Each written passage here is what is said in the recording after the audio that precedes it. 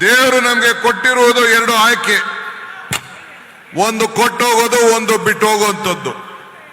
ನೀವೆಲ್ಲ ಎಷ್ಟು ದೊಡ್ಡ ಸಂಖ್ಯೆಯಲ್ಲಿ ಕಲ್ಯಾಣ ಕರ್ನಾಟಕದಲ್ಲಿ ನಮ್ಮ ಶಾಸಕರನ್ನು ಕೂಡ ಕೊಟ್ಟಿದ್ದೀರಿ.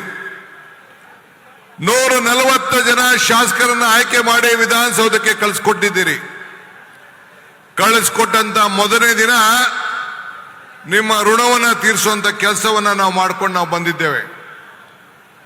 ಇವತ್ತು ನಮ್ಮ ದರ್ಶನಾಪುರವರು, ನಿಮ್ಮ ಜಿಲ್ಲಾ ಸಚಿವರು, ನಮ್ಮ ಆರೋಗ್ಯ ಸಚಿವರು, ನಮ್ಮ ಲೋಕಸಭಾ ಸದಸ್ಯರುಗಳು ರಾಧಾಕೃಷ್ಣ ಮತ್ತು BV ನಾಯಕರು ಮತ್ತು ಈ ಜಿಲ್ಲೆಯ ಶಾಸಕರುಗಳು ಅವರೆಲ್ಲ ಸೇರಿ ಇವತ್ತು ನಮ್ಮ ಪ್ರಿಯಾಂಕ್ ಖರ್ಗೆ ಅವರು ಇವತ್ತು ಇಲ್ಲಿಲ್ಲ.